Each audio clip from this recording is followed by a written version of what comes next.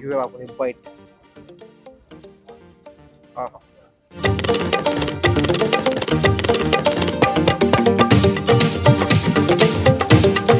आणि त्या बटाटा भज्यामध्ये जी फेमस विषय आहे ते म्हणजे बसवे काकाची बटाटे भजी.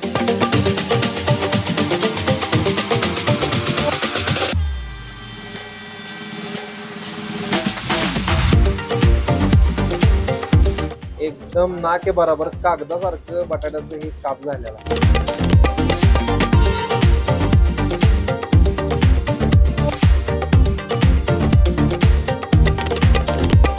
विषय ज्या वेळेला भज्याचा निघतोय तर त्यावेळेला भज्याचा प्रकार आहेत. कांदा भजी, बटाटा भजी आणि मिरची भजी. आता टॉप मध्ये ज्या भज्याचा विषय चालतोय ते भजी म्हणजे कांदा भजी. आता ज्याच्या त्याच्या आवडीचा विषय आहे, पण एक प्रकार असा बी चालणार आहे ते म्हणजे बटाटा भजी. आणि त्या बटाटा भज्यामध्ये जे फेमस विषय आहे ते म्हणजे बसवे काकाची बटाटे भजी. नमस्कार, जाऊ तिथं खाऊ मजित्राव चॅनलवरती मी सूरज माने पाटील तुमचं स्वागत करतोय. सध्या आपण सांगलीमध्ये आलेलो आहे. सांगली माधवनगरमध्ये. माधवनगरमध्ये तुम्ही जर म्हणला नाही वसंतदादा शेतकरी सहकारी कारखाना आहे, त्याच्या बरोबर अपोजिट साईडला बसवे काकांचे फेमस असलेले बटाटा भजी आहेत. आता लोकांची क्रेज कशी असते, कांदा भजी खायसाठी क्रेज असते, मिरची भजी खायसाठी एखाद्याची मिरची भजी फेमस असते त्याची क्रेज असते. पण इथली जी भजी आहेत ती भजी फेमस आहेत, ती बटाटा भजी फेमस आहे. म्हणजे आता मला सुद्धा विशेष वाटलं की बटाटा भजीमध्ये असं काय फेमस सारखी गोष्ट आहे. तर बऱ्याच दिवसापासून ह्यो स्पॉट आपल्याला कव्हर करायचा होता आणि आज आपल्याला स्पॉट कव्हर करायसाठी योग आलेला आहे. माधवनगरमध्ये आपण आलेला आहे. वसंतदादा शेतकरी कारखान्याच्या म्हणजे साखर कारखान्याच्या बरोबर समोर हे स्पॉट आहे.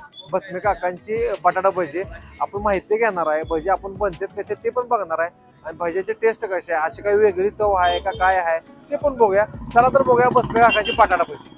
तुम्ही सांगलीकडं जर माधवनगर रोड धरून चाललाय आणि तुम्ही जर बुधगाववरनं सांगलीकडे चाललाय व्हिडिओ मध्ये तुम्हाला दिसत असेल. बघा इकडे साखर कारखाना आहे आणि त्या बरोबर समोर हे असं तुम्हाला जाता येताना जरा दडगा स्पॉट आहे. दडगा स्पॉट असल्यामुळे लगेच दिसून येत नाही. बसवे बटाटा भजी म्हणून तुम्हाला बोर्ड दिसेल बघा. संध्याकाळी 6 वाजल्यापासून पुढे हे सेंटर चालू असते. आपण बघणार आहे. चला, ज्या बसवे काकाची आपण गाडी घ्यायला होतो नाही त्याने आता इकडे भजी करायला चालू केलेला आहे. संध्याकाळी गर्दी असते. काका नमस्कार. नमस्कार. नाव काय तुमचं? प्रकाश भस्मे. प्रकाश भस्मे. अच्छा. संध्याकाळी 6 वाजल्यापासून आपली जी आउटलेट चालू असते हो, शी 6 वाजल्यापासूनच का चालू असते? 6 वाजल्यापासून चालू असते. दिवसभर वगैरे? दिवसभर नसते. लोकांचा तुम्हाला प्रतिसाद लय असं मला कळालंय. गर्दी वगैरे जास्त असते. आता आपण आलोय चालू करायच्या टायमाला गर्दी जास्त असेल मग दिवसभर का चालू ठेवत नाही? दिवसभर त्याला गिराईक नसते. बर बर. आता बरीच वर्ष 20 वर्ष झाली. 20 वर्ष झाली. संध्याकाळी 6चं टायमिंग आहे. बर बर. 6 ते रात्री 9:30-10. 9:30-10 पर्यंत. तरी अंदाजे आपले किती म्हणजे भजी वगैरे किती जात असतील काय? ते म्हणजे गिराईकाचे ह्याच्या बेतावर असते ते. हा काय तरी पण आहे ना काय एक 4-5 किलोच्या आसपास आहे ना डाळीचे पीठ संपतच. 4-5 किलो डाळीचं पीठ संपते. त्यासाठी बटाटा वगैरे किती लागते? बटाटे तेवढंच लागतो. 4-5 किलो. जेवढं बटाटे पीठ असतं हा तेवढे त्याला बटाटे लागते. तेवढं त्याला तेल पण लागतं. बटाटा आपण वापरतो तो नॉर्मल जो बाजारात मिळतोय तो वापरतो का दुसरा कुठला? चांगला असतो ते बघून आम्ही आणलेले असतात बटाटे. तो आहे तुमच्या बटाटा भजीला म्हणते माणसं. म्हणजे खाल्ले पाहिजे असं बटाटा भजी. प्रत्येकाचं म्हणणं आहे. तुमचं वय किती आता? माझं आता 76 आहे. 76. रनिंग 77. बर. 1982 साला रनिंग 77 चालू आहे. म्हणजे एवढ्या वर्ष 6 वाजल्यापासून संध्याकाळी 6 वाजल्यापासून चालू. जवळजवळ आता 1982 45 वर्ष झाली. काकांचा चेहरा तुम्हाला बऱ्याच ठिकाणी दिसला असेल. युट्यूब चॅनलला म्हणा किंवा फेसबुकच्या पेजला म्हणा, इंस्टाग्रामच्या रीलला म्हणा. बरेच फूड ब्लॉगर येऊन गेलेत. आमचा नंबर शेवटला लागलाय. अजून इथं सुद्धा येतेच. आणि कन्सिस्टन्सी कायम काकांचं जे भाज्याची सेंटर आहे ते चालू असते. आणि 6 वाजल्यापासून इथे गर्दी असते. आपण आता उघडायला चालूय. पीठ वगैरे आहे जे डाळीचं पीठ घरी दळलं. हा ह्यात पण मिक्स प्रकार असते.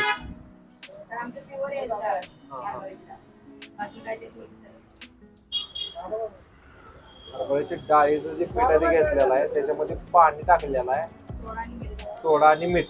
सोडा आणि मीठ पण टाकलेलं आहे बघा. अजून काय त्यात येतं दुसरं काय? फक्त सोडा आणि मीठ.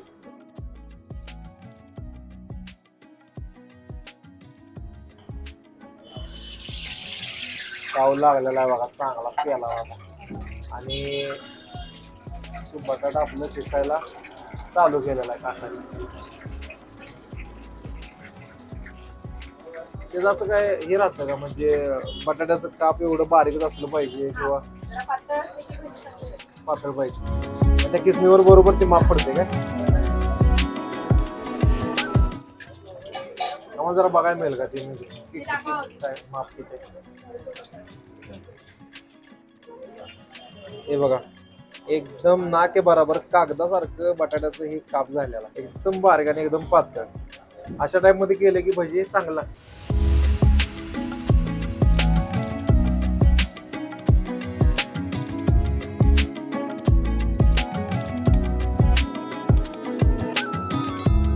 कस्टमर जर तुम्ही बाहेरचा बघितला तर कस्टमर सुद्धा आता वेटिंगला थांबायला चालू झालेला आहे.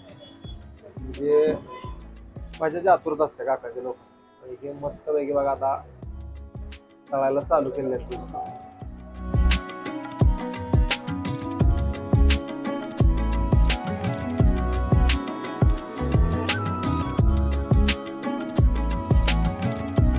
मला असं वाटतंय की भजी एकदम कुरकुरीत होणार.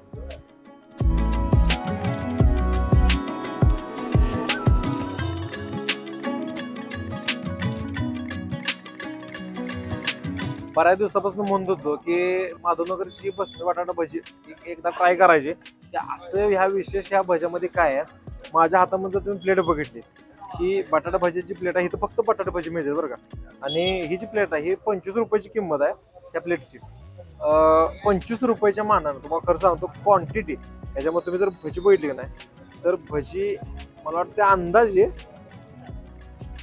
12-13च्या आसपास भजी असते. एवढे भजी या प्लेटमध्ये टाकले, बारीक बारीक भजी आहेत. आणि तुम्ही या भज्याचं जर स्पेशालिटी बघितली, आपण मागाशी बटाट्याचं काप बघितलेलं होतं एकदम पातळ. आणि ह्या भज्याची पण थिकनेस बघा तुम्ही, बघा तुम्ही कुठलाही भजी हातामध्ये घ्या एकदम पातळ भजी आहे. त्यामुळे 1,00,000% खाताना हे खुसखुशीत आणि कुरकुरीत लागत असणार आहे. घेऊया आपण एक बाईट. हा हा, चिप्स खाल्ले आहेत का आम्हाला, म्हणजे वर्ण लेअर आहे फक्त ह्याची बेसनाची. वर्ण जी भजी आपण खातोय ते खायला एकदम असे सॉफ्ट लागणार तुम्हाला भजी. टेस्ट म्हणला तर as it is normal test जशी सगळीकडे असत्या. आणि एक्स्ट्रा त्यात मसाला काय ॲडेड केलेला नाही, फक्त मीठ आणि सोडा आहे. त्यामुळं टेस्ट एकदम जेन्युइन आहे. पण याची जी थिकनेस आहे ती एक नंबर वाटली मला, एकदम पातळ भजी. म्हणजे स्पॉट येऊ खायसारखं आहे. तुम्ही कधी माधवनगरला आलं तरी 100% ट्राय करू शकताय.